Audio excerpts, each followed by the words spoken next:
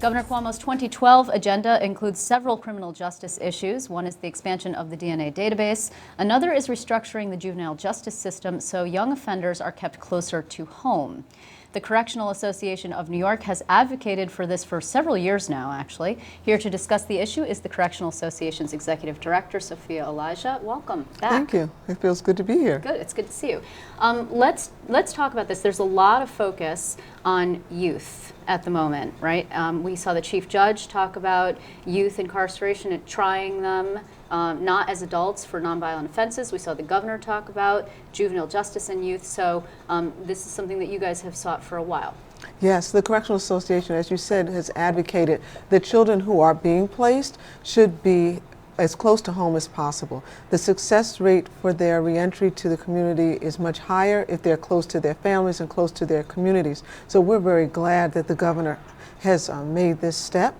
The Close to Home initiative will allow for that change in the current status of what's been happening with young people. We're also concerned, though, that the plan that the city is going to use for how these children are going to be brought back to the community should be released to the public as soon as possible, so there'll be an opportunity for meaningful feedback and input from the community. You're talking about New York City, so Yes. the Bloomberg administration.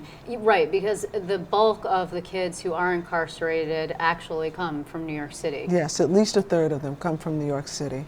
And is that the same for adult offenders too? Yes. It is. Okay, because we've also seen a lot of closing of prisons, a reallocation of resources, again under the Cuomo administration. I mean, from this area, in terms of his policy, you must be pleased. We are pleased with the closures, and we're hoping actually that there will be more. There were about 8,000 empty beds that the Correctional Association identified, and so last year the governor closed 3,800 of them. Right. And so there's room for about another 4,200 beds to be closed. And we're hoping that the resources that are saved from those closures will be used to increase the program opportunities for people who are incarcerated, and also to increase the number of alternatives to incarceration so that we have fewer people going in to the prisons in the first place. Yeah, that's interesting because I have spoken to the Correction Officers Union, and they say as you continue to close and consolidate, you have a problem with increasing violence in the prisons. And I know that the Correctional Association has a responsibility to see what's going on in the prisons, right? Yes. That's you're actually legislatively mandated to do Yes. that. We have seen some violence in Attica recently. Is that your experience too? Have you seen that too, an increase in violence in various different prisons in New York? Well, the violence problem that we have found is primarily violence from staff on prisoners. Attica is being the prison that we find the most problem with that particular situation, although it is a systemic problem across docks. But violence is primarily driven by idleness, and idleness comes from lack of programming, which is why we think it's so important that the money savings from closing the prisons is used to really increase the opportunities for programs and educational experiences for the people who are incarcerated. This will also improve their likelihood of success when they come back to the community. This is, so just to reiterate, this is not your experience that it's prisoner on guard violence, but actually the other way around, because I think that the guards have a different view of it. I'm sure they do, and I'm not saying that there is no prisoner on guard violence. Certainly that does exist. What we see escalating, though, is guard on prisoner violence.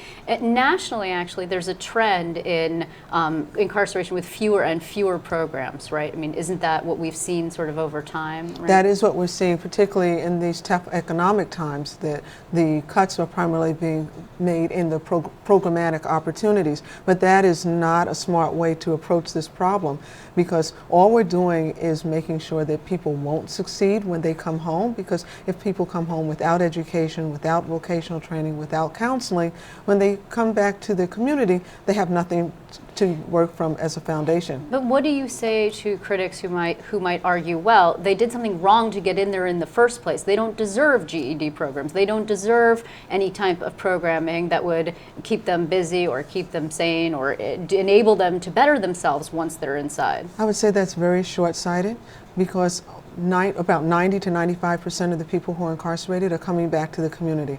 And if we don't ensure that they're going to provide quality to the community, then they're going to be a problem and a burden, and then they're going to come back into the system, and that's going to cost the taxpayer more money. And the reality is people are sent to prison as punishment, but not for punishment. The punishment is being sent to prison.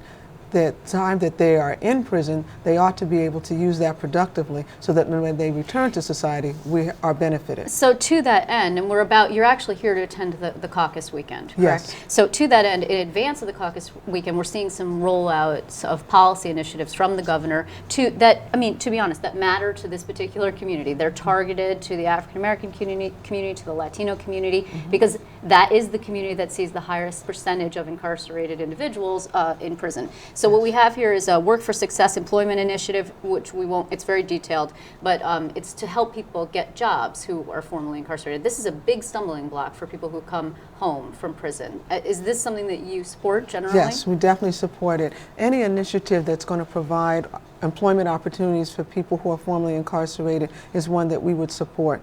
As you said, one of the biggest stumbling blocks is employment. Second to that is housing. And so an opportunity to provide employment opportunities for the formerly incarcerated is a very positive step. Yeah, I mean, this does helping people returning from prison to connect them with employment services. The idea is that it's targeted mostly towards younger people. Is that correct? Yes, yes. Yeah. And it's to try to provide a second chance to the younger population so that they will not come back into the system. Similarly, I mean, that is also what the Chief Judge is trying to do, addressing a hybrid court for kids who are nonviolent 16 and 17-year-olds.